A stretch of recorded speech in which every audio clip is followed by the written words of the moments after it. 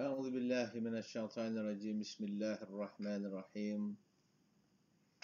الحمد لله رب العالمين، والصلاة والسلام على أشرف الأنبياء والمرسلين وعلى آله وصحبه أجمعين. رب اشرح لي صدري ويسر لي أمري واحلل عقدة من لساني يفقه قولي. السلام عليكم ورحمة الله تعالى وبركاته. قال الله تعالى في القرآن الكريم: أعوذ بالله من الشيطان الرجيم. بسم الله الرحمن الرحيم. اقرأ باسم ربك الذي خلق الإنسان من علق. اقرأ وربك الأكرم الذي علم بالقلم علم الإنسان ما لم يعلم. صدق الله العظيم. Alhamdulillah, syukur kita kepada Allah Subhanahu wa taala. Kerana pada pagi yang mulia ini, sama-sama kita, tuan-tuan, adik-adik semua, bersama dengan saya Ustaz Suhailin, untuk bersama-sama dalam majlis ilmu yang bertajuk ilmu penyuluh jiwa. Ilmu penyuluh jiwa. Dari ilmu dari sudut bahasa ialah bermaksud sebarang maklumat ataupun sebarang pengetahuan, manakala dari sudut istilah adalah sebarang maklumat ataupun pengetahuan sebenar terhadap sesuatu perkara.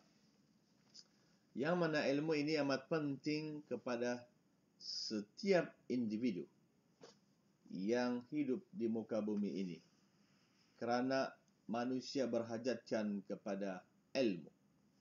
Tuan-tuan dan puan yang dirahmati Allah sekalian, dalam ayat yang saya telah bacakan tadi, iaitu dalam surah Al-Alaq ayat 1 hingga 5 yang bermaksud firman Allah Subhanahu wa taala tadi itu yang bermaksud, bacalah wahai Muhammad dengan nama Tuhanmu yang telah menciptakan sekalian makhluk, yang menciptakan manusia daripada segumpal darah yang beku. Segumpal darah yang beku darahnya. Bacalah, dan Tuhanmu yang Maha Pemurah, yang mengajar manusia melalui pena dan tulisan. Bawah ni kan ada tulisanan, tulis ilmu penyuluh jiwa katanya di situ. Dia mengajarkan manusia apa yang manusia tidak ketahui. Ilmu yang kita gunakan sekarang, ilmu pengetahuan, pengalaman ini. Kita lihat tuh di belakang saya ini apa? Lampu-lampu berkedipan. Dia adalah teknologi sekarang. Kita berada di manapun, kita boleh rakam benda-benda ini. Alhamdulillah. Subhanallah. Kan dia macam di pub lah kan? Tidak. Dia sebenarnya rakaman yang kita masukkan di dalam sini, video sini. Inilah yang dikenali sebagai ilmu, dan pengalaman-pengalaman yang sepatutnya guru-guru kenal tahu tentang perkara ini. Ini adalah suatu ilmu dan nilai yang kena kita tidak boleh lari daripada perkara ini pada zaman sekarang ini. Jadi ayat ini telah menjelaskan dan menunjukkan bahawa betapa Al-Quran amat menekankan pentingnya membaca. Untuk membaca itu kita hendak mendapatkan ilmu. Untuk mendapatkan suatu pengalaman orang, mesti kita membaca. Allah Subhanahu wa taala telah menitipkan, telah memberikan pelbagai pengalaman yang berada di dalam Al-Quran Al-Karim. Dan di dalam Al-Quran Al-Karim itu banyak sekali pengalaman-pengalaman yang Allah masukkan di dalam sana. Pengalaman-pengalaman orang yang mana kita belum tahu pun. Tapi pada zaman itu dia tidak tahu, tapi pada zaman sekarang baru kita tahu. 1400 tahun yang lalu Al-Quran sudah diturunkan oleh Allah Subhanahu wa taala kepada seorang lelaki ummi yang bernama Muhammad. Subhanallah. insan mulia, seorang rasul dan seorang nabi. Subhanallah. Ingat. Kena ingat di sini. Dan kita disuruh untuk selalu berselawat kepada Nabi Muhammad sallallahu alaihi wasallam. Allahumma salli ala Muhammad wa ala ali Muhammad wa ala kullil anbiya'i wal mursalin. Bacalah kan. Sebelum tidur baca 3 kali sekurang-kurangnya. Kan? Maka ilmu yang kita dapat itu, tuan-tuan dan puan yang dirahmati Allah sekalian, adik-adik semua. Kan ilmu yang kita dapat ini, kita hendaklah faham. Dan ilmu yang kita dapat itu mesti adanya keyakinan. Semua ilmu dari Allah Subhanahu wa taala. La ilaha illallah Muhammad Rasulullah. Semua ilmu ini bersandarkan daripada Allah. Allah yang Maha mengetahui. Kemudian ilmu ini boleh diperolehi melalui ada akhlak yang mulia. Akhlak yang jitu dalam badan setiap manusia. Para rasul sebelum menjadi nabi dan sebelum menjadi rasul, mereka telah dipimpin oleh akhlak mulia. Nabi Muhammad contohnya, bila lahir saja tuan-tuan dan puan, Rasulullah SAW dipelihara oleh ibu susuan. Bukan ibu sebenar, ya. Halimah Sa'diyah. Kan? Yang berada di luar bandar Mekah itu, dia mengambil Rasulullah SAW. Dia membentuk akhlak Rasulullah SAW. Mereka ini memelihara kambing. Kan? Kambing keluarga yang mengambil Rasulullah ini daripada bandar ke luar bandar. Kan? Ada yang berniaga kambing pula, memelihara kambing. Jadi para nabi ini kebanyakannya, para rasul ini memelihara kambing. Ingat senang pelihara kambing. Sebab itulah latihan untuk menjadi seorang rasul. Kita pelihara ayam pun marah-marah. Ini kambing, tuan-tuan dan puan. Kambing banyak manfaatnya, ada susu, ada daging, kan? Dan sekarang ni musim hari raya Aidil Adha. Allah, masih sekarang ni. Allahu akbar, Allahu akbar, Allahu akbar. La ilaha illallah wallahu akbar walillahil hamd. Tanggungjawab kita, tuan-tuan dan puan, adik-adik semua. Subhanallah, ya. Jadi semua yang kita dapat daripada Al-Quran itu adalah pengalaman orang yang kita jadikan dia sebagai ilmu. Al-ilmu bila amalin kasyajarin bila thamarin. Kan? Ilmu ini berguna, tuan-tuan dan puan, apabila kita aplikasikan. Tetapi dia tidak akan berguna andainya kita tidak aplikasikan. Tidak guna. Allahu Akbar. Oleh itu, tuan-tuan dan puan, ilmu ini dia boleh membina pribadi kita. Membina seorang insan yang mulia. Kan? Jadi ilmu ini juga membolehkan manusia mengetahui sesuatu perkara yang dia tidak tahu. Manusia ini bukannya tahu. Manusia ini Allah bagi tahu ini jahil. Innal insana kana zaluman jahula. Manusia ini, tuan-tuan dan puan, jahil. Tahu apa jahil? Jahil ini ialah tidak tahulah. Tak tahu. Manusia ini tak tahu, tuan-tuan dan puan. Oh, inilah teknologi hijau. Berpusing sana, berpusing sini. Allahu Akbar. Itulah dia ilmu. Ilmu ini ialah menyebabkan kita merasa berada di satu tempat, padahal kita berada di sini. Teknologi hijau, skrin hijau. Jadi tuan-tuan dan puan yang dirahmati Allah sekalian, saya ulang di sini bahawa kita tidak akan mengetahui sesuatu itu tanpa ada ilmu, tanpa ada orang yang beritahu dengan kita. Satu, yang kedua, tanpa kita membaca. Iqra. Kan? Kita manusia yang mempunyai ilmu akan tahu tentang sesuatu perkara, maka dia dikenali sebagai pandai. Andainya dia sudah tahu perkara itu. Tidak tahu, maknanya dia jahil.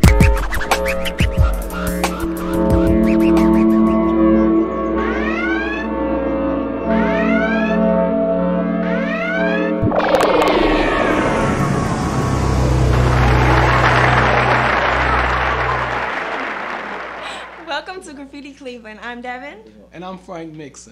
teknologi hijau telah menyebabkan kita berada di mana-mana. Subhanallah, Allahu Akbar, walillahil hamd. Jadi Al-Quran juga memandang tinggi kepada golongan yang berilmu dan mencintai ilmu. Al-Quran, tuan-tuan dan puan, ialah kalam Allah, yang diturunkan kalam Allah Subhanahu wa taala, Tuhan kita yang kita sembah, yang kita yakini semua ini, yang mana tuan-tuan dan puan, Allah telah menuturkan kalam ini dan ditulis diambil kalam ini daripada malaikat Jibril, diturunkan kepada Nabi Muhammad SAW, seorang Rasul ummi. Ummi ini tidak pandai membaca, tidak boleh membaca lah. Subhanallah. Kan? Kemudian Rasulullah dapat saja, kemudian Rasulullah ingat dan dibagi suruh sahabat menulis. Pada zaman awal Islam ditulis di pelapah tamar, di kulit-kulit kayu. Sebab itulah teknologi masa itu. Yang pada masa itu negara Cina sudah mencipta kertas sebagai bahan tulis. Kalau kita biasalah kan, tengok-tengok drama Cina ni kan, diorang tulis di buluh, tulisan di buluh kan. Tapi pada masa itu sebenarnya sudah ada ditulis dalam kertas. Teknologi Cina, negara Cina lah, kata Rasulullah SAW dalam hadisnya. Jadi Al-Quran ini, tuan-tuan dan puan, memandang tinggi kepada golongan yang berilmu dan mencintai ilmu pengetahuan. Subhanallah. Golongan ini juga mendapat tempat yang tinggi di sisi Allah Subhanahu wa taala. Golongan ilmuwan lah. Sebagaimana firman Allah Subhanahu wa taala, Allah berfirman. Ingat, tidak berfirman. Sebagaimana Allah Subhanahu wa taala memaklumkan di dalam Al-Quran, dalam surah Ali Imran, bukan Al-Imran, tapi Ali Imran. Surah Alif Lam, sebut Ali, keluarga. Ali ini keluarga maksudnya. Imran, keluarga Imran. Dalam Al-Quran ada surah selepas Al-Baqarah, Ali Imran. Bukan Al-Imran, Ali Imran, keluarga Imran. Yang ayat yang ke-18 yang mafhumnya Allah menerangkan kepada sekalian makhluknya dengan dalil-dalil dan bukti bahwasanya tiada Tuhan yang berhak disembah melainkan Dia, yaitu Allah Subhanahu wa taala, yang sentiasa mentadbir seluruh sekalian alam. Tuan-tuan, kita kena tahu apa itu alam. Alam manusia betul-betul sesama manusia. Alam hewan. Hewan itu pun ada dia punya, contohnya kalau semut, ada semut besar, kecil, apa lagi, dan sebagainya kan. Kita tahu tentang itu kan. Subhanallah. Maka kita kena tahu tentang itu.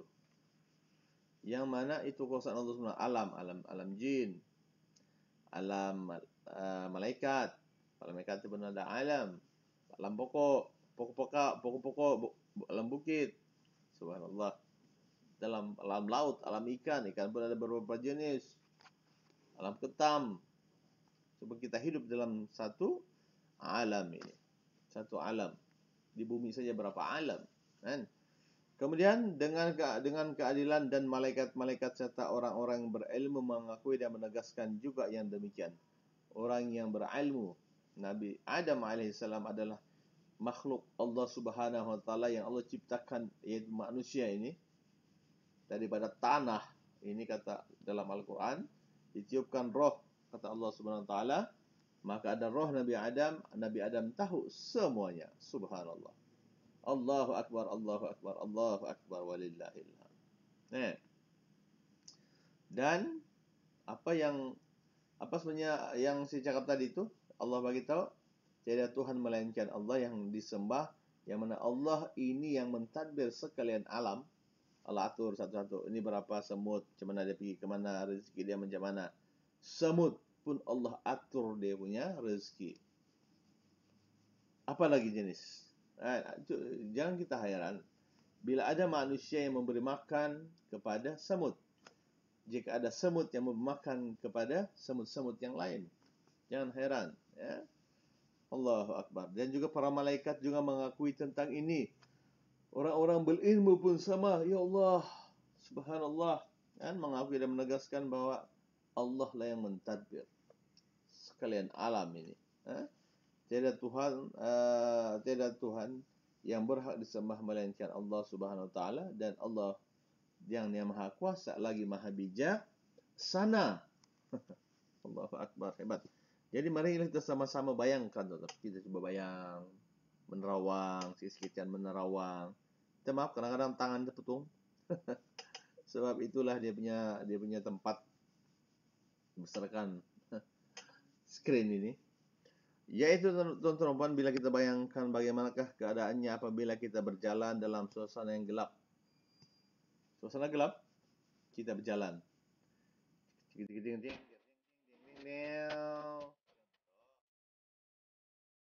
akan berjalan dalam keadaan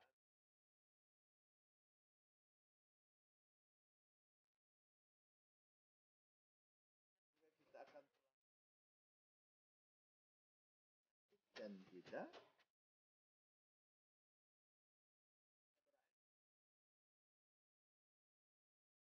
tidak ada ilmu karena kita tidak mempunyai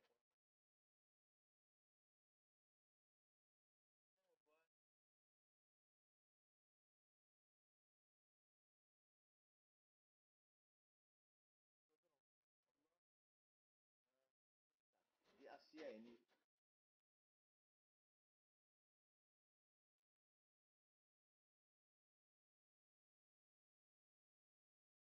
Tapi apabila kita ke negara barat,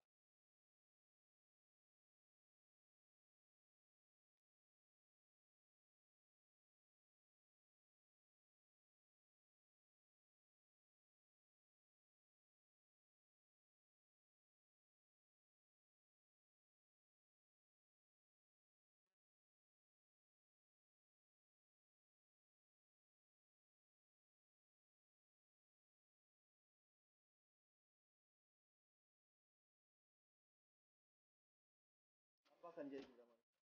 Matilah.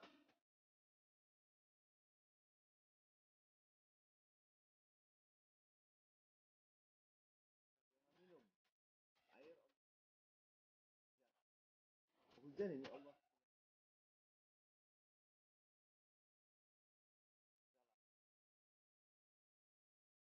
Siapa akan menghidupkan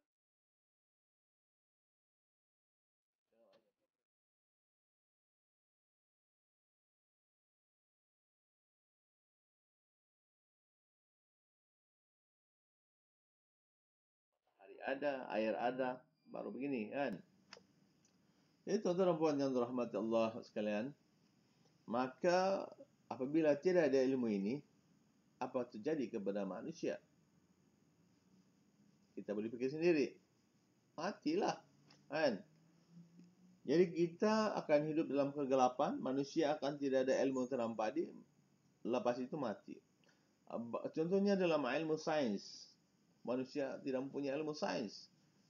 Contoh ilmu sekarang. Kita tidak akan tahu apa yang terjadi di negara orang. Tidak akan nampak permainan bola sepak. Kan, Euro baru-baru ini kan. Live, tanpa sains, tanpa teknologi. Kita akan hidup dalam kegelapan kerana tidak punya pengetahuan semua perkara itu. Kalau tahu saja, ilmu ini kalau tahu saja pun tidak guna. Dia mesti diaplikasikan pengetahuan itu. Contoh, saya tahu tentang bagaimana hendak menghubungkan internet telefon ini ke telefon sana. Supaya diorang nampak apa yang saya buat. Saya telefon di sana. Tapi, andainya dia tidak diaplikasikan, tidak guna juga, tuan. Tidak berguna. Tidak akan berguna. Jika tidak, ada telefon, ada line, tapi tidak menelepon. Tidak guna juga. Why? Sebab tidak guna, tidak diaplikasi. Jadi itulah dikenali sebagai al-ilmu bila amalin kasyajarin bila thamarin. Ilmu ini seperti buah. Bila tidak diamal, tidak guna. Tidak diaplikasikan. Jadi Sayyidina Ali karamallahu wajhah, yaitu sepupu Rasulullah SAW, sepupu Nabi Muhammad SAW, yang merupakan menantu dan juga sahabat baginda Rasulullah SAW, dan juga Khulafa Ar-Rasyidin yang keempat digelar sebagai gedung ilmu. Al-gedung kan. Miftah. Gedung kan miftah. Kunci ilmu. Subhanallah. Kan? Ini kerana beliau memiliki keluasan ilmu dalam pelbagai bidang seperti sastera, ilmu hisab, ilmu matematik, dan kehakiman. Dan sebagai seorang khalifah. Tuan-tuan dan puan, dikisahkan tentang Sayyidina Ali karamallahu wajhah ini, tuan-tuan dan puan, pernah didatangi oleh ramai orang untuk meminta diadili. Subhanallah. Kisah-kisah daripada Sayyidina Ali, tuan-tuan dan puan, kita lihat, saya lupa sudah ini, tentang dua lelaki yang bercakaran untuk mendapat uang daripada orang yang memberikan kepada mereka. Yang dua lelaki ini sedang berjalan, kemudian sedang bermusafir. Satu orang ini dia musafir seorang, satu orang bermusafir satu orang. Satu orang ini ada 3 keping roti, yang satu orang ini ada 5 keping roti, jadi 8.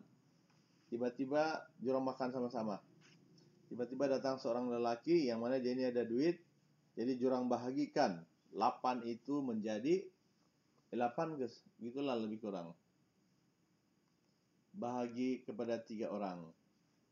Jadi selepas makan, lelaki ini bagi duit berapa dinar itu? Dinar tak?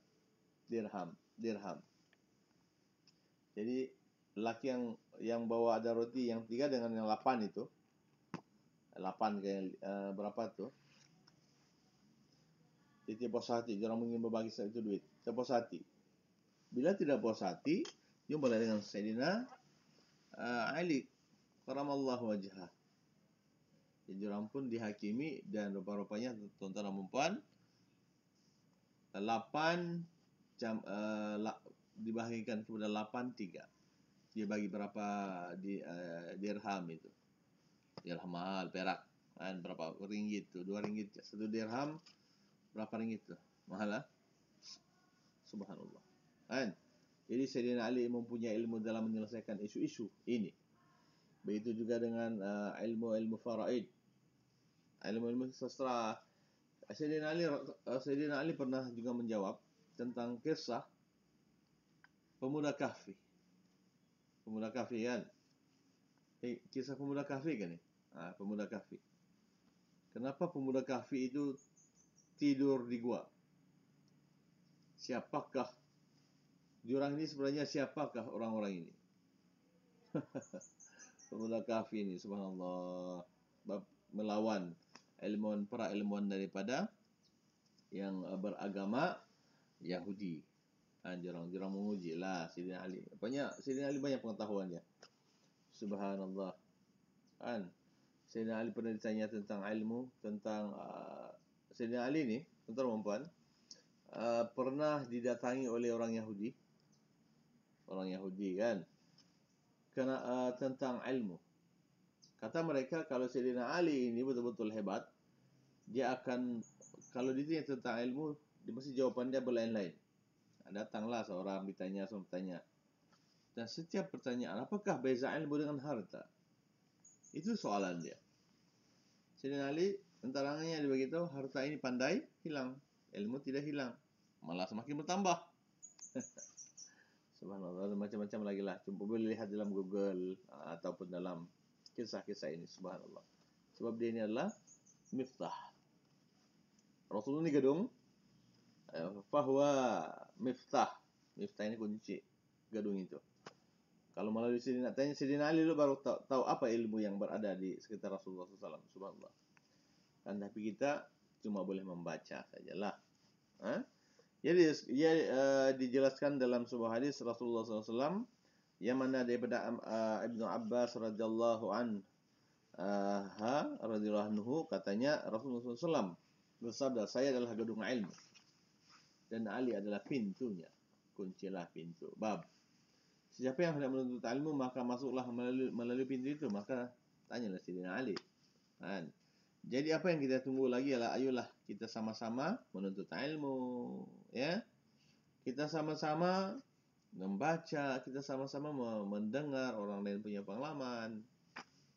Dan banyak tuh profesor-profesor yang akan ceritakan tentang ilmu-ilmu pengalaman mereka. Dengar. Tapi melawan, dengar. InsyaAllah dia akan berguna kepada kita. Mohon kepada Allah SWT mendapat ilmu yang berguna. Dan kita sentiasa berzikirlah kepada Allah SWT. Kita dapat ilmu zikir, tapi tidak mau berzikir pun tidak guna. Kita selalu mendapat ucaplah subhanallah alhamdulillah wa la ilaha illallah Allahu akbar. Tapi kita sendiri tidak beramal, tidak guna. Kita tahu tentang ilmu salat, tapi tidak mau salat. Kita tahu tentang ilmu Al-Quran, membaca Al-Quran, tapi tidak membaca Al-Quran. Apa guna? Dan mananya dia tidak bergunalah. Dia kena amal. Dan hak Al-Quran ini ada 5. Pertamanya belajar. Keduanya membaca. Ketiganya mentadabbur. Keempatnya mengamalkan apa yang ada isi dalam Al-Quran. Al-Quran menyuruh kita menanam tumbuh-tumbuhan. Rasulullah suruh kita menanam tumbuh-tumbuhan. Subhanallah. Durian, tanamlah. Tapi Rasulullah juga melarang kita jangan mentanam durian suka-suka di tanah orang. Bahaya. Nanti akan timbul perselisihan. Paham? Kelima, hak Al-Quran adalah kita ajar kepada orang lain yang tidak tahu. Orang tidak tahu Al-Quran, membaca kita ajar. Orang tidak tahu membaca Al-Quran, kita ajar dia membaca. Orang tidak tahu tentang isi Al-Quran, kita tadabbur. Orang tidak tahu beramal dengan Al-Quran, kita ajar dia macam mana mau beramal dengan isi-isi dalam Al-Quran. Orang apa lagi? Orang tidak tahu macam mana mau sebarkan, kita ajar. Nah sekarang kan ada ilmu-ilmu semua itu kan. Macam saya buat ini. Hak. Biasanya sudah tahu membaca Al-Quran, saya boleh rakam dan kamu boleh tengok. Subhanallah, kan hebat kan? Teknologi sekarang tuh kemampuan Allah begini hebat. Subhanallah. Jadi marilah kita sama-sama yakinlah kepada Allah Subhanahu wa taala. Kita kena memiliki akhlak yang mulia, hebat. Kita rajin. Apa lagi? Kita rajin belajar, kita rajin menolong orang, kita amanah. Bila orang minta tolong, kita tolong. Kita rasional dalam setiap perkara. Kita ada hak tentang perempuan. Hak kita adalah menjadi seorang hamba Allah Subhanahu wa taala yang berjaya. Apa tanggung jawab kita? Kita kena rajin. Apa? Belajar. Apa yang perlu kita buat? Kita kena menuntut apa yang ada, menuntut ilmu lah. Kan subhanallah. Jadi saya rasa itu saja untuk perkongsian pada hari ini. Dalam majlis ilmu kita inilah ilmu penyuluh jiwa kita. Hidupkan jiwa kita dengan ilmu dan beramallah dengan ilmu insyaAllah. Wabillahi yang baik itu dari Allah SWT, yang kurang itu daripada diri saya sendiri. Jangan lupa subscribe Kirana Studio di situ. Wabillahi taufiq wal hidayah. Assalamualaikum warahmatullahi wabarakatuh. Sekian, terima kasih.